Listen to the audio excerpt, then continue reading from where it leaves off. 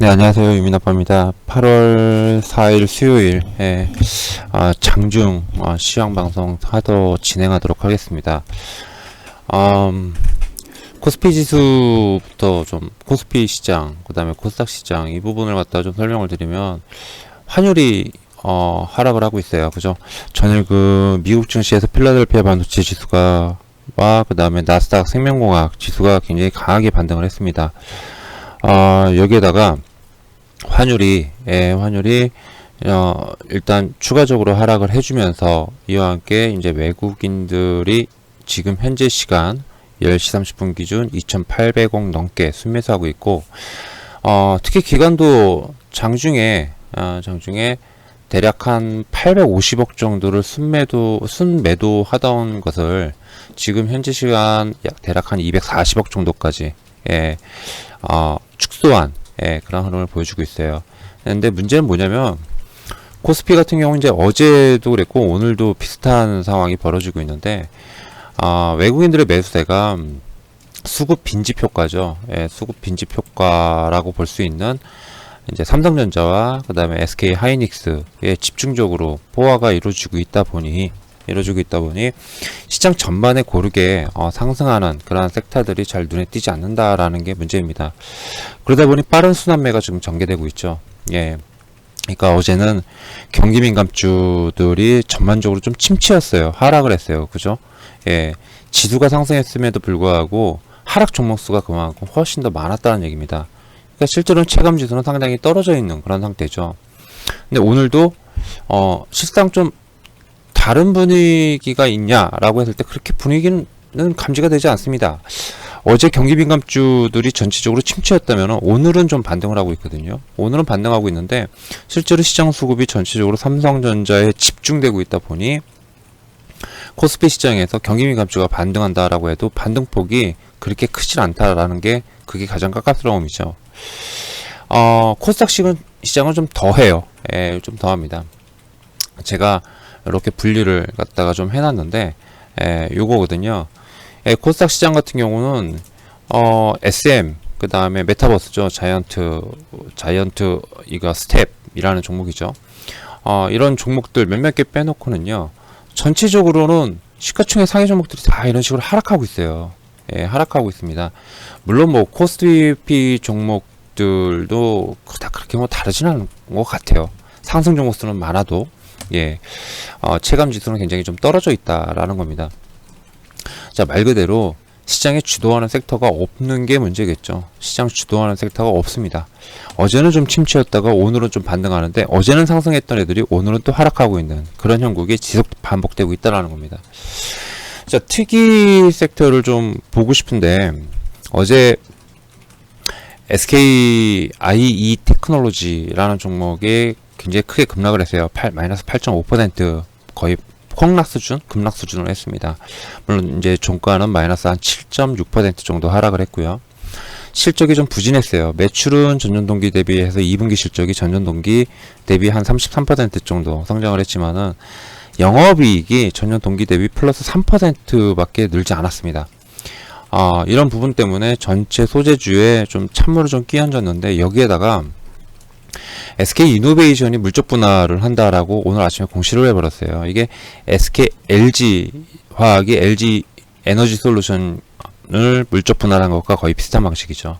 그러다 보니 SK 이노베이션까지 이제 급락이 나왔고요. 장중에 8% 넘게 급락이 나왔었어요. 자, 요렇게 하다 보니 소재주부터 시작해가지고 2차전지 관련주들이 전체적으로 지지부진하거나 아니면 좀 크게 좀 밀리고 있는 그런 흐름이 나오고 있습니다. 뭐 DI 동일 같은 경우는 최근에 좀 많이 올랐기 때문에 더 많이 하락하고 있는 그런 케이스고요. 자, 뭐 2차전지가 이렇다라고 한다면은 그 반도체 소부장 쪽이죠. 반도체 소부장이 어제 강했다면은 여기서 또 전체적으로 좀 많이 차익 실현 물량이 출회되고 있다. 반면에 바이오 종목이죠. 바이오 섹터, 바이오 의약품, 제약 섹터, 그 다음에 코로나 수혜주라고 불리는 이제 백신주 이쪽들이 또 상승을 견인해주고 있다. 물론 SM 매각 임박이 되면서 매각 결과가 임박이 되면서 SM 쪽이 강하게 상승을 하고 있죠. 그러다 보니 이제 다른 엔터주들이나 아니면은 미디어 콘텐츠들도 같이 덩달아서 이제 상승해주는 그런 흐름이 좀 전개되고 있습니다. 그리고 원전주도 눈에 좀 띄는 그런 흐름이 나오고 있고요. 자, 전체적으로 이렇습니다. 예, 오늘 상승한다 그래가지고 이게 계속 상승할까요? 글쎄요. 엔터주가 상승하죠. SM이 매각하면 어떻게 되나요? 그죠? 물론 SM이 매각했을 때 밸류를 굉장히 높게 쳐준다라고 했을 때는 그만큼 밸류에이션이 높아지는 그러한 효과를 발생할 수 있습니다. 덩달아서 이렇게 같이 오른 거기 때문에 뭐 그거 가지고 뭐 무조건 떨어진다 이렇게 볼 수는 없지만 분명한 거는 또 부담 요인도 있기 때문에 재료가 소멸되는 부분이죠. 부담 요인도 있기 때문에 그런 것들도 좀 참고해 볼 만하지 않나 라고 생각이 됩니다. 이런 장에서는요 계속 쫓아다니면은 물립니다. 무조건 물리더라고요. 너무 힘든 장이에요. 순환매가 이렇게 빨리 나오면 시장 주도주가 없다라는 게 그렇게 힘듭니다. 그 미국 증시 부분을 써드렸는데 미국 증시도 최근에 좀 그런 경향이 있죠. 예. 근데 가만히 보면 필라델피아 반도체 지수는 AMD 인텔의 경쟁사죠. AMD가 강하게 이제 상승을 해주면서 필라델피아 반도체 지수와 전체 시장을 좀 견인해주고 있는 그런 흐름인데 여기에 헬스케어나 아니면 바이오 섹터도 강해요. 이 강한 이유가 약간 내수적인 성격이죠. 내수 방어주적인 성격이 좀 짙죠.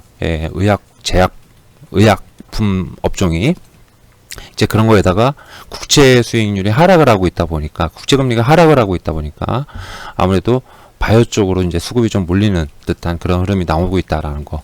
다만 미국도 뭐가 도대체 뭐 어떻게 되는지 모를 정도로 순환매가 좀 빠른 편이에요. 그죠? 좀 가다 끊기고 좀 가다 끊기고 계속 이걸 좀 반복을 해주고 있습니다. 이게 좀 상당히 좀 부담스럽죠. 그럼에도 불구하고 그 와중에 이제 반도체 그 다음에 IT 이쪽과 함께 바이오 섹터가 일단 주도해 나가는 그런 모습을 좀 보여주고 있기 때문에 국내 증시도 하반기 국내 증시도 이와 유사한 흐름을 좀 보여주지 않을까라는 그런 생각이 좀 듭니다.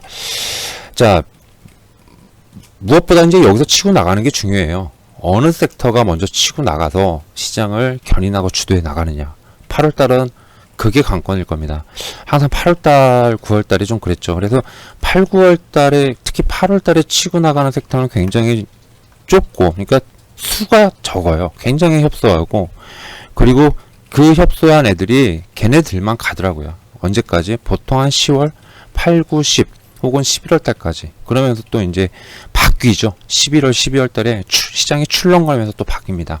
그러니까 지금 장에서 어느 섹터가 가는지 이거를 갖다 잘 눈여겨봐야 되는데 아직까지는 특별하게 그런 섹터가 보이지 않는다라는 게 가장 깝깝스럽습니다. 다만 이런 건 있죠. 미국에서 9월 달에 의회가 열립니다. 여름 휴가를 지나고 9월 10일인가 11일인가 그때부터 열리는데 그때부터는 이제 내년도 예산, 내년도 정책 이런 부분들에 대한 논의와 법안이 통과가 되죠. 그러면 여기서 어떤 정책을 갖다 논의할 것이냐라고 했을 때 아무래도 인프라, 즉 친환경과 관련된 것들이 상당히 많이 나올 가능성이 높겠죠. 이거는 뭐 미국뿐만 아니라 유럽이든 유럽 주요국이든 아니면 우리나라조차도 친환경에 맞춰질 가능성이 상당히 높을 겁니다. 그렇기 때문에 이런 친환경 섹터라든지 아니면은 어떤 그 뭐 바이오 섹터라든지 뭐 이런 부분들을 갖다가 좀 눈여겨 좀 봐야 되지 않을까라는 생각이 좀 든다라는 거, 이런 부분도 좀 말씀을 좀 드리겠습니다. 자, 가볍게 진행했어요. 10분 내에 가볍게 좀 진행을 했습니다. 자, 아무래도 오늘 증시 뭐 지속적으로 외국인들이 반도체를 중심으로 매수를 해줄 거라고 좀 봅니다. 그럼에도 불구하고 다른 쪽으로 좀 온기가 퍼지느냐라고 했을 때는 좀 제한적이지 않을까라는 좀 생각이 들고, 특히 코스닥 같은 경우는 최근까지 주도했던 어떤 게임이나 메타버스라든지 게임주라든지, 그러니까 크래프톤 상장과 카카오뱅크 상장 이슈가 된 종목들 있죠, 관련주들. 걔네들이 전체적으로 좀 조정을 받게 되면은 걔네들이 주도주들이 그쪽에 시가총액 상위에 많이 포진되어 있기 때문에 지수 상승력에서 좀 떨어질 겁니다. 그러니까 빨리 주도주가 나오는 게 좋을 거예요. 그죠? 아무래도. 자, 오늘 그 미국 7월 ISM 비제조 PMI가 발표가 돼요. 예, PMI가 발표. 이게 서비스 부분의 어떤 회복 부분이 중요할 겁니다. 왜냐면은 뭐 이런 것까지 뭐 설명드릴 필요 있나요? 작년에 이제 IT 그죠? 그 빅테크죠, 빅테크가 갔고 경기 민감주가 갔고 그죠? 그러면서 자유소비재들이 굉장히 강하게 갔습니다. 예, 그러면 그리고 나서 경기 민감주 가고 그 다음에 리오프닝이 이렇게 좀 가는 듯 싶다가 꺾였죠, 코로나 때문에. 그래서 결국엔 소비가 어디로 이전하느냐가 문제인데, 이제 서비스 부분에서의 회복이 된다라는 거는 결국에는 리오프닝이 잘 되고 돌아가고 있다, 뭐 이런 부분들을 갖다 뜻하기 때문에 이걸 좀 확인해야 될 겁니다. 무엇보다도 고용지표가 문제일 거예요. 고용지표가 6일날 발표되는 고용지표, 이런 부분들 때문에 좀 다소 좀 지지부진. 그러니까 전체적으로 시장에 온기를 불어 넣어줄 만한 그런 여건은 안 된다라고 좀 보여집니다. 적어도 이번 주까지는 고용지표가 고용 보고서가 나올 때까지는 그 부분을 갖다가 참고하시면 좀 될 것 같아요. 예. 매매 전략 할때 해서 포트 전략이라고 하는 게 맞죠. 포트 전략은 이렇습니다. 그래서 정책이 갑입니다. 시장에 반하지 말라고 그랬어요. 정책. 하반기 때 정책이 어디로 쏠릴 것이냐. 이게 아마 가장 중요한 관건이지 않을까 싶고, 그리고 여기에 포인트에 맞춰가지고 시장 주도주가 나온다면은 아마도 그 섹터가 앞으로 2, 3개월 이상을 갖다가 강하게 이끌어가지 않을까라고 좀 생각이 갖고 있다라는 것도 좀, 어차피 개인적인 생각이고 저도 뭐 개인 나부랭이기 때문에 맞겠습니까? 그죠? 하나 그래도 참고는 뭐 하실만 하잖아요. 그죠? 그러니까 그거 참고해 주시기 바랍니다. 이상 유민아빠였습니다. 감사합니다.